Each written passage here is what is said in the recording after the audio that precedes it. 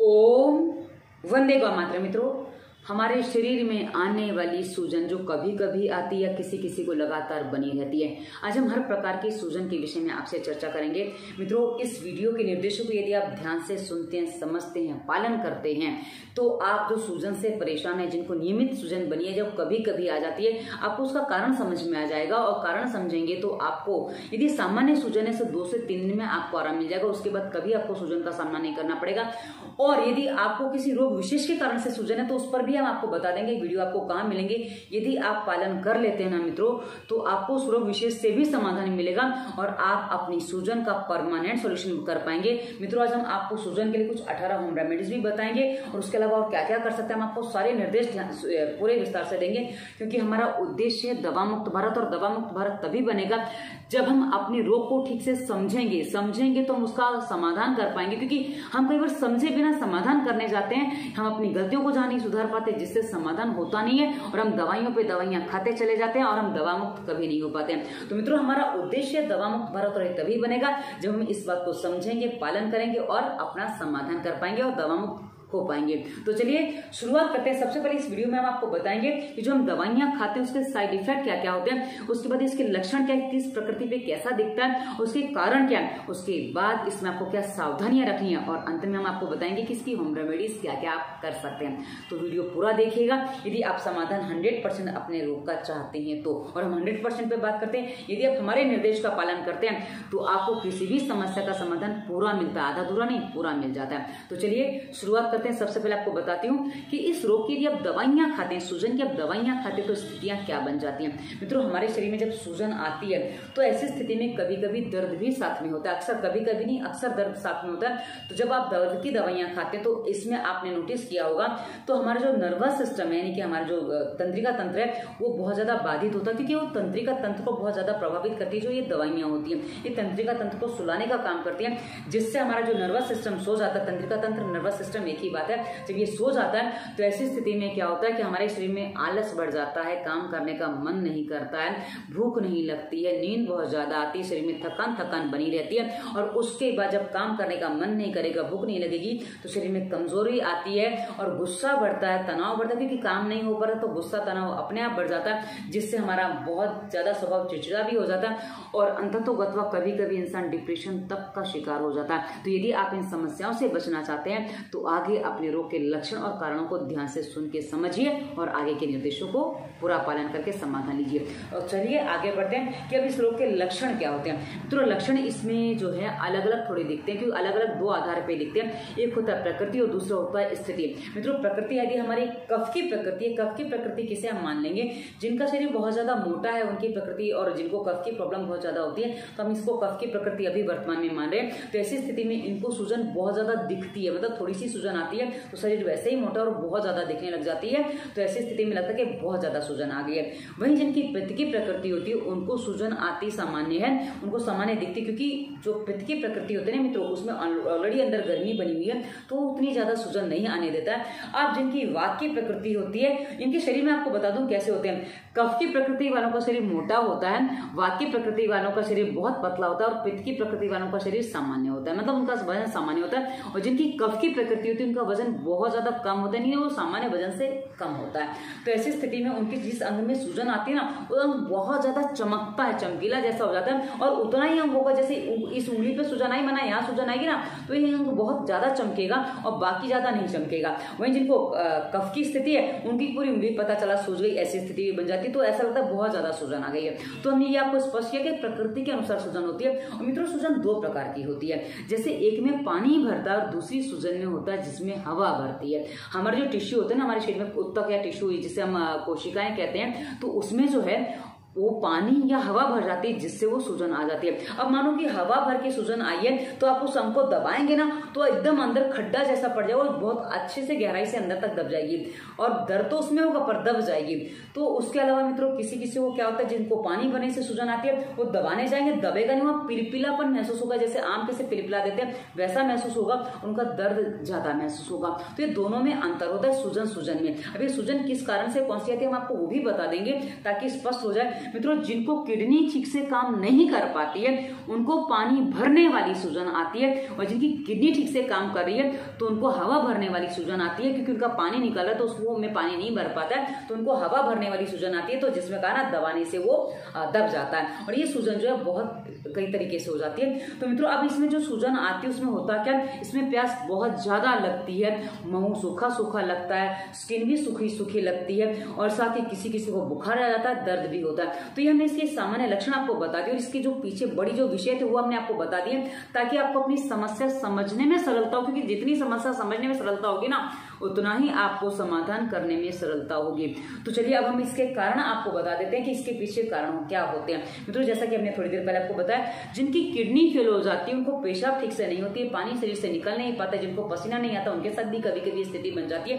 तो ऐसी स्थिति में कभी कभी शरीर के अंदर जो सूजन आती है वो पानी बढ़ने से होती है। तो ये एक बहुत बड़ा कारण होता है। तो इसके लिए आप हमारी प्लेलिस्ट है वीडियो डिस्क्रिप्शन में, दवा मुक्ति प्लेलिस्ट में हमने बहुत सारी वीडियो दिए। जितने भी वीडियो रोगों के आएंगे ना, आगे जितने भी रोग हम आपको गिनाएंगे उन सभी रोगों पर आपको दवा मुक्ति प्लेलिस्ट में किडनी से लेकर हृदय रोग में हर विषय पे आपको वीडियो मिल जाएगा, जिसका पालन करके अपने उस मूल रोग को ठीक कर पाएंगे तो आपके शरीर की सूजन निकल जाएगी, फिर आपको सूजन का सामना नहीं करना पड़ेगा। तो हमने वह वो वीडियो दिया, आपको समझ लेंगे तो आपको आसानी हो जाएगी। उसके बाद मित्रों, जिनको हृदय रोग होता है इसके लिए भी वीडियो वहीं मिलेगा।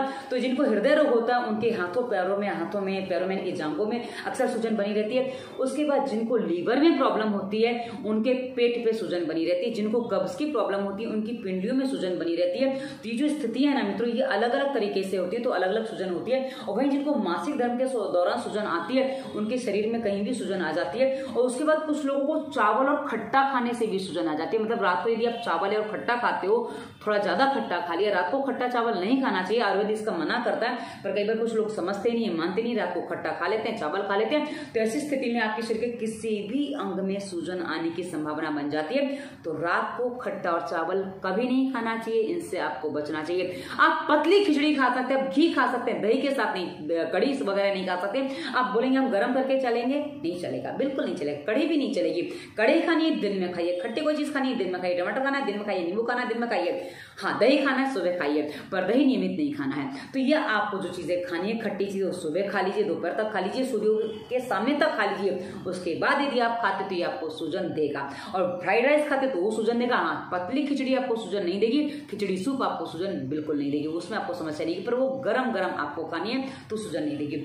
उसके बाद मित्रों, कभी कभी हमारा जो खून होता है उसमें ट्राइग्लिसराइड बढ़ जाता है। तो ऐसी स्थिति में हृदय रोग की भी समस्या हो जाती है, और इससे हमारा रक्त जो गाढ़ा हो जाता है, जिससे रक्त हमारा सर्कुलेशन में नहीं आ पाता है, यानी कि रक्त का जो संचार नहीं हो पाता, इससे भी किसी विशेष अंग में सूजन आ जाती है, और ये समस्या कई बार बहुत ज्यादा गंभीर हो जाती है। तो आपको समझना होगा कि आपको कारण क्या बन रहा है। उसके बाद मित्रों, कभी कभी रक्त में जलीय अंश बढ़ जाए, कि कभी कभी जैसा कहा ना कि हमने किडनी फेल हो जाती है, उसमें भी ये समस्या, यानी कि जल का अंश बढ़ जाता है रक्त में, तो भी वो समस्या आ जाती है। उसके बाद कुछ लोग होते हैं जो नमक बहुत ज्यादा मात्रा में खाते हैं। जो नमक बहुत ज्यादा मात्रा में खाते हैं मित्रों, नमक के कारण उनके शरीर में पित्त की मात्रा बढ़ जाती है, क्योंकि नमक जो है ना वो पित्त की वृद्धि में बहुत ज्यादा सहायता देता है। तो नमक बढ़ने से जो शरीर में पित्त बढ़ जाता है, तो ऐसी स्थिति में भी कभी कभी शरीर के विशेष किसी अंग में वो सूजन आ जाती है। जो मैंने कहा ना, पित्त वाले शरीर में सूजन अलग दिखती है, वो अलग इसलिए दिखती है क्योंकि वो पित्त बढ़ने से हुई है। तो खून में भी पित्त है और ऑलरेडी आपके शरीर में पित्त भी बढ़ा हुआ है, तो ऐसी स्थिति में जो सूजन आती है वो इस कारण से आती है। तो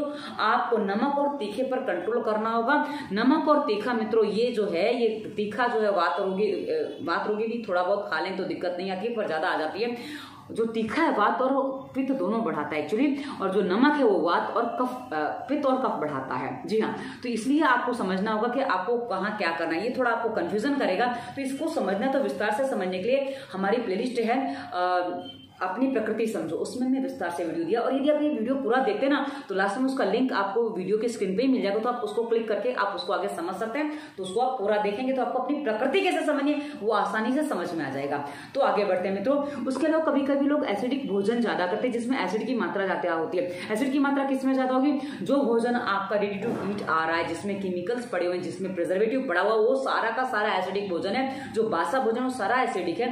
ये भोजन हमारे शरीर में सूजन को को कई बार बढ़ा देता है। उसके बाद ब्लड प्रेशर की समस्या हो, किसी को थायराइड की समस्या हो, तो ऐसी स्थिति में भी सूजन कई बार बहुत ज्यादा आ जाती है। और उसके अलावा मित्रों कभी कभी जो हम मृत भोजन करते हैं जिसमें जीवन नहीं होता तो शरीर में जाके धर जाता है, इनको शरीर में जाके रख जाता है। तो ऐसी स्थिति में कई बार पेट में कब्ज के कारण से पेट में सूजन, पिंडियों में सूजन अक्सर हो दे जाता है। तो आपको समझना होगा कि आपको सूजन का मूल कारण कहां से आया है। जब ये समझ पाएंगे तभी आप इसका समाधान कर पाएंगे। अब मित्रों कभी कभी किसी को आंख विशेष में सूजन आ जाती है, मतलब आंखों में जो सूजन आ जाती है ना, तो आंखों की सूजन के लिए अलग ही उपचार है।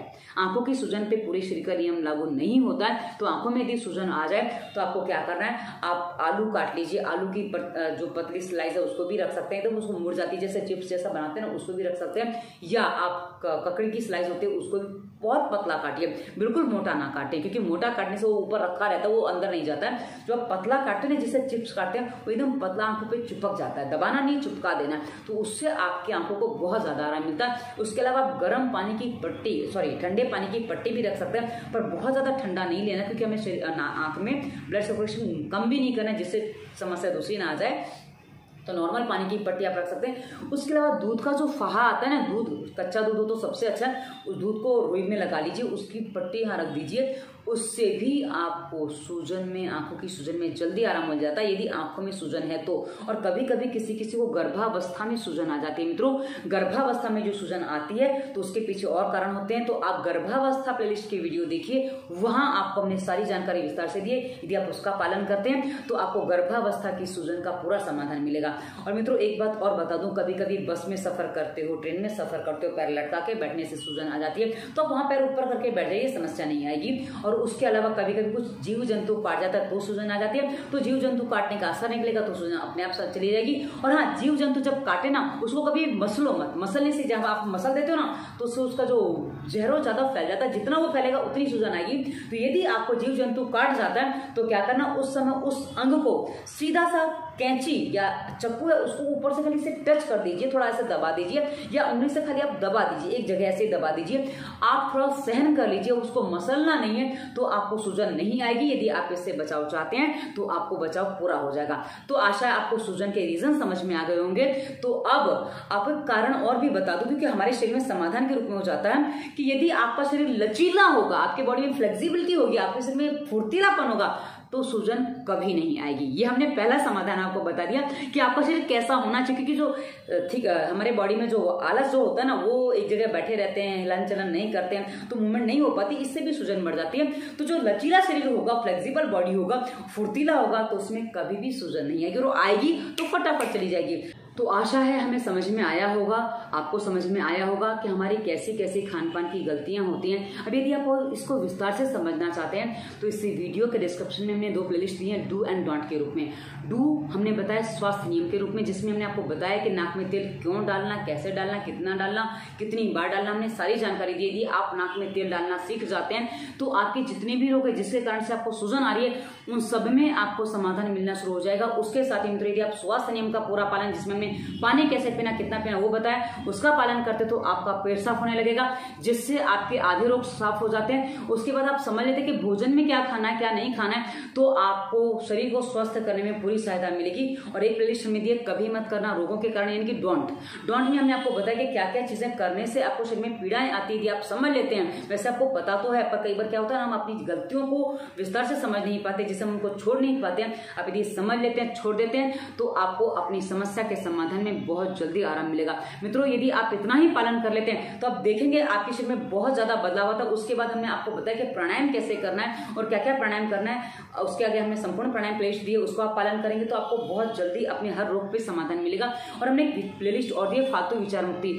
जो लोगों के दिमाग में फालतू के विचार घूमते रहते हैं, कुछ भी चलता रहता है, रुकते ही नहीं, विचार रुकने का नाम नहीं लेते, तो ये वीडियो देखेंगे तो आपको उससे भी समाधान मिल जाएगा, जिससे आप तनाव मुक्त हो पाएंगे। और मित्रों तनाव जो है ना, हमारे शरीर में आने वाले अनेकों रोगों का कारण होता है, ऐसा आप भी जानते हैं। तो चलिए हमने आपको बता दिया कि आपको क्या क्या करने की शुरुआत करनी थी। इसके बाद अब हम आपको बताते हैं कि और क्या क्या करना है। मित्रों यदि अभी आपको सूजन है तो मेरे साथ ये प्रयोग कर लीजिए, यदि आपके पास कोई है तो उससे करवा लीजिए, क्योंकि सूजन आपको आप नहीं कर पाएंगे, क्योंकि हम अपने आप को दर्द नहीं दे पाते, पीड़ा नहीं दे पाते हैं। तो क्या करना है, आपको अपने हाथ को पकड़ के ऐसे पकड़िए, उसको जोर से दबाना है। दबाना कितनी जोर से, आपको इतना दबाना है कि आपको सहन करने के ऊपर थोड़ा सा निकल जाए। जी हाँ, सहन करना करना है, उसके ऊपर थोड़ा निकल जाए। उसके बाद आप इतनी देर दबाइए कि आपको पसीना आ जाए। आप बोलेंगे हमें तो बैठे बैठे पसीना आ जाता है, बिल्कुल आ जाता है। पर यदि आप दबाएंगे अभी आपको पसीना नहीं आ रहा तो दबाएं, इतना आपको दबाना है कि आपके शरीर में महसूस होगा कि गर्मी हो रही है, शरीर में महसूस होगा कि कुछ ब्लड सर्कुलेशन हो रहा है। तो ऐसे आप एक हाथ दबाइए, फिर दूसरा हाथ दबाइए। आप खुद नहीं दबा पा रहे, किसी से दबा लीजिए, वो आपको दबा देंगे। तो आपको जो दबाने वाले को ध्यान रखना है कि हाँ मैं कैसे दबा रही हूँ, वैसे आप दबा दीजिए ताकि इनको आराम हो जाए। पूरा दबा देना है। तो आप ये उंगलियां ऐसे, जो उंगलियां ना ये भी ऐसे करके दबा देनी है। ये बहुत जल्दी आपको सूजन में आराम देंगी, आपको दर्द में भी आराम देंगी। आशा पे कर लेंगे जिससे आपको अभी का अभी आराम मिलने लग जाएगा। अब हम आगे बताते हैं आपको होम रेमेडीज में क्या क्या फॉलो करना है।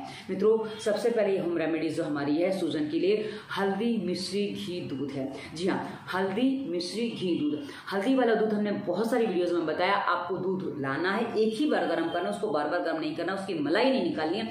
हल्दी वाला दूध जो आपको बनाना, हल्दी लेनी है।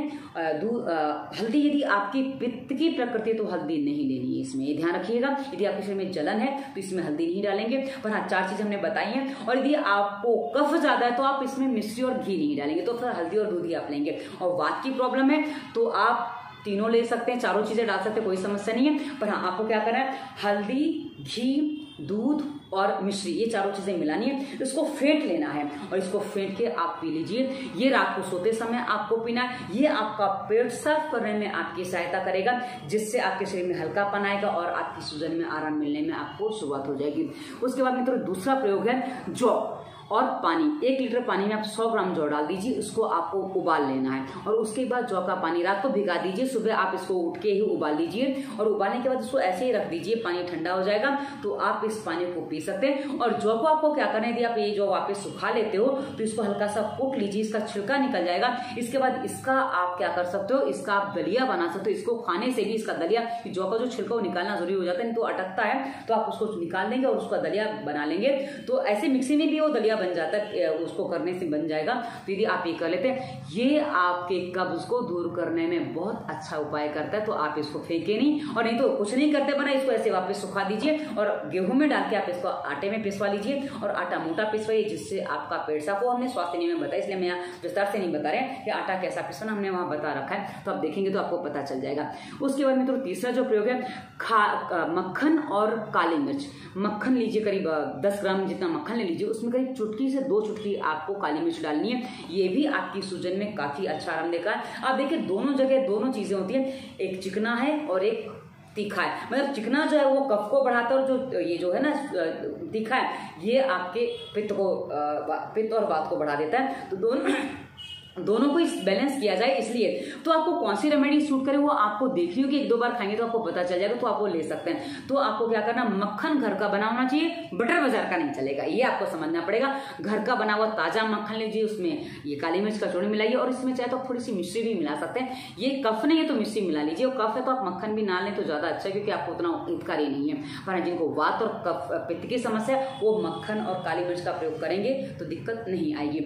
उसके बाद मित्रों अगला प्रयोग है, 300 ml पानी ले लीजिए, उसमें आप 100 ग्राम गाजर के 10 ग्राम, 100 ग्राम नहीं 300 ml पानी में 10 ग्राम गाजर के बीज मिला लीजिए। इसको आपको उबालना, इसकी चाय जैसा बना के आपको पी लेना है, ज्यादा पकाना नहीं है। ये आपको गुनगुना पीना है, गुनगुने से थोड़ा गर्म रहेगा चलेगा, जैसे चाय पीते हैं वो ले लीजिए, वो आपको काफी अच्छा आराम देगा। मैं गिन नहीं रही हूँ कितने प्रयोग में बता रही हूँ, वो गिनना आपका काम है। उसके बाद मित्रों आप पुराने गुड़ में सौंठ मिला लीजिए। आप क्या करना है, इतना डेली गुड़ का ले लीजिए, उसमें आप आधी चम्मच सौंठ मिला सकते हैं, आधी चम्मच। आप ये कफ वाले रोगी ले सकते हैं, पित्त और वात वाले इसका प्रयोग ना करें, वरना आपकी गर्मी बढ़ जाएगी तो आपको समस्या हो जाएगी। तो ये प्रयोग आपको नहीं करना है। अब जिनको कोई भी समस्या वो ले कर सकते हैं। छठा प्रयोग जो हमारा है, नमक का पानी। नमक पानी ले लीजिए, आप 2 लीटर पानी ले लीजिए, उसमें 1 चम्मच यानी कि 10-15 ग्राम जितना नमक मिला दीजिए। उसमें आपको जो अंग में सूजन है उस अंग को उसमें डुबा के बैठ जाइए। इससे आपको 1 लीटर पानी, मैंने वो बताया कि 1 लीटर पानी में आपको उतना नमक चाहिएगा, 1 चम्मच जितना, 10 ग्राम जितना। तो आप उस हिसाब से बना लीजिए। भाई आपको 4-5 लीटर लगता है तो उतना थोड़ा ज्यादा लग जाएगा, तो आप नमक डाल लीजिए। उसमें आपको क्या करना, उसमें आपको उस अंग को डाल के बैठना है। है। नमक ज़्यादा पानी तो थोड़ा कम कर लेंगे तो भी चलेगा, तो आप उसको डाल के बैठ जाइए। इससे आपको काफ़ी जल्दी सूजन में आराम हो जाएगा, विशेषकर जो पैरों में आती है ना सूजन, उसके लिए काफ़ी अच्छा इलाज है ये। उसके बाद मित्रों जो जिनको सूजन आती है उनको खजूर और केला ये मिला के भी आप ले सकते हैं, पर इसमें आपको देखना पड़ेगा, खजूर बहुत गर्म होता है, यदि आपको सूट नहीं करा तो आप ना लें, और केला जिनको कफ की प्रॉब्लम है उनको केला सूट नहीं करेगा, तो आपको देख के लेना होगा। यदि आप एक खाते हो तो या आप एक औषधि के रूप में मत खाइए, आप इसको डेली यूज करिए तो इससे आपको आराम मिलेगा।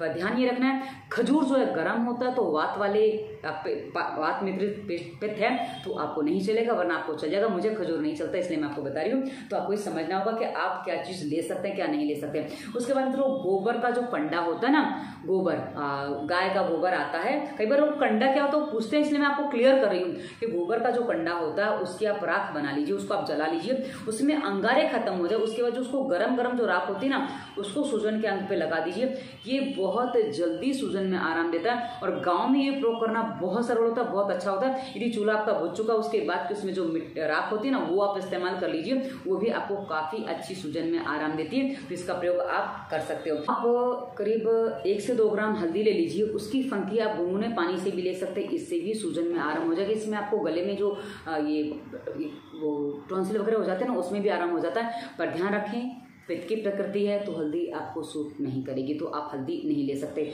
उसके बाद मित्रों जीरा और बूरा, देसी खांड जो होती है ना, बूरा है या देसी खांड जो भी आपको मिल जाए, बूरा और देसी जीरा दोनों सम मात्रा में मिला लीजिए। तौल के सम मात्रा में ले सकते हैं, वजन वो कटोरी के हिसाब से नापना ले, क्योंकि बूरा भारी होता है और जीरा हल्का होता है तो कम ज्यादा हो जाएगा। तो 50 ग्राम बूरा लिया, 50 ग्राम जीरा लिया, इसको मिला लीजिए। इसको क्या करना है, चूर्ण बना लीजिए, और इसकी फंकी लेने से ये कोई भी ले सकता है, विशेषकर ये पित्त और वात पे अच्छा काम करता है, तो आप ले लीजिए। ये ठंडा होता है, ये आपको सूजन में, ये पेट साफ करने में भी आपको काफी सहायता देगा।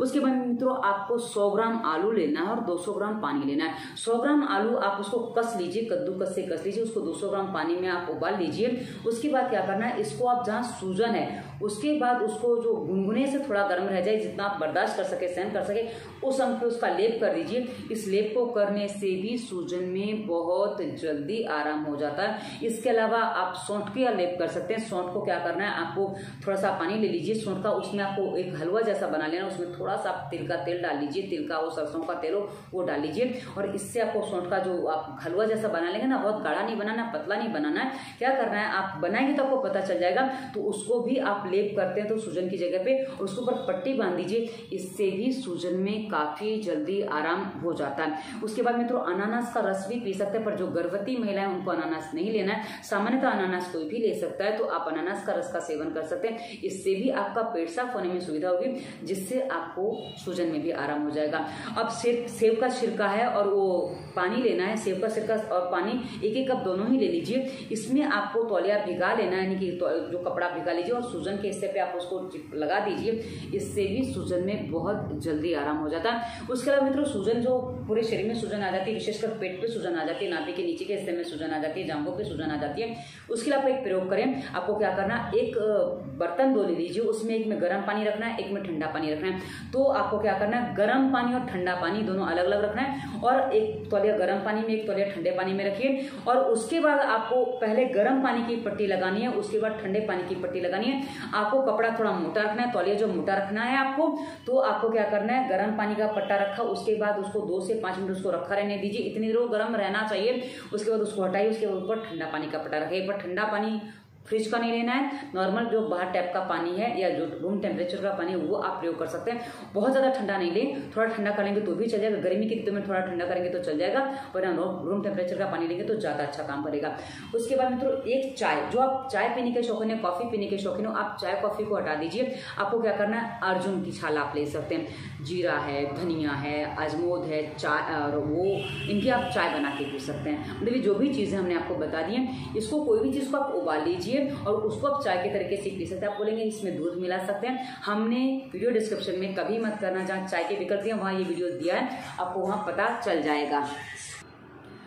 उसके अलावा मित्रों मालिश करने से भी सूजन में आराम हो जाता है। आप जिस तेल को, यदि आप घानी का तेल खाते हैं, आज जिस प्रांत में रहते हैं वहाँ जिस तिलहन का जो तिलहन ज़्यादा होता है उसका तेल आप ले सकते हैं। जैसे आप तिल का तेल ले सकते हैं, सरसों का तेल ले सकते हैं, नारियल का तेल ले सकते हैं, पर उत्तर भारत में नारियल का तेल नहीं लेंगे और दक्षिण भारत में आप सरसों का तेल नहीं लेंगे, इसका आपको ध्यान रखना है। तो आप किसी भी तिलहन का तेल लेके उससे शरीर पर अच्छे से मालिश करवा लीजिए, कर लीजिए, इससे भी आपकी सूजन में आराम हो जाएगा। उसके बाद मित्रों रोज आप मुट्ठी भर अलसी खाने की आदत डाल लीजिए, ये आपके शरीर को बहुत अच्छे से पोषण देगा। अलसी के बहुत सारे गुण हैं जैसा कि आप जानते भी होंगे, और हमने इस पर अलग से वीडियो भी हम बना देंगे आपको, तो आपको समझ में आ जाएगा। तो मित्रों ये हमने आपको काफी सारे प्रयोग बता दिए, आप गिनती आप कर लीजिएगा, हमने आपको कितनी रेमेडीज बताई हैं। तो यदि आप इनका पालन करते हो तो आपको अपनी सूजन में परमानेंट सॉल्यूशन मिल जाएगा। आप कितने प्रयोग कर सकते हो, सारे प्रयोग करने की जरूरत नहीं है, आप दिनचर्या सही कर लीजिए, आप कभी मत करना का पालन कर लीजिए, थोड़ा प्राणायाम कर लीजिए, इससे आपको 100% सॉल्यूशन मिलता है। तो आशा है आपको अपनी सारी बातें समझ में आ गई होंगी, क्या क्या करना है वो भी समझ में आ गया होगा। और दबाना तो बहुत सरल है मित्रों, इससे तो आपको बहुत जल्दी काम होता है। और मित्रों यदि आप स्वास्थ्य नियम के पालन के साथ प्राणायाम कर लेते हैं तो आप दिनचर्या जो बदल लेते हैं उसमें आपका सब कुछ सही हो जाता है, क्योंकि दिनचर्या सही करना बहुत जरूरी है। हमने स्वास्थ्य नियम में बताया, मैं स्वास्थ्य नियम का वर्णन चौथी बार कर रही हूँ ताकि आप निर्देशों को ध्यान से सुन के पालन करें। और आशा है अब आप सारी चीजें कर लेंगे, ऐसी मैं आपसे उम्मीद करती हूँ, क्योंकि आपको होना है तब हम। चलिए अब आगे और बता दूं मित्रों, इसी वीडियो के डिस्क्रिप्शन में और भी वीडियोस दिए हैं, आप एक बार लिंक खोल के देखेंगे, आपको सब पता चलेगा कि हमने क्या क्या बताया। और आगे इंस्टाग्राम फेसबुक वो कॉलिंग है जहां बहुत सारे मोटिवेशनल थॉट्स देते हैं जो आपको जीवन जीने में, निर्णय लेने में, तनाव मुक्त होने में आपकी सहायता करते हैं। और अंत में हमने नंबर दिया, क्योंकि हमने सारे रोगों के समाधान के लिए आपको ऊपर वीडियो के लिंक दे दिए हैं, आप खोलेंगे तो पता चलेगा। और नंबर हमने इसलिए दिया है ताकि आपको कंसल्टेंसी करनी है, किसी को होता है जल्दबाजी होती है कि जल्दी रोग ठीक हो जाए, तो आप कंसल्टेंसी कर सकते हो, उसकी फीस होती है, रोग अनुसार फीस होती है। अब ये वीडियो आपको कैसा लगा वो अवश्य बताइएगा। धन्यवाद। वंदे मातरम।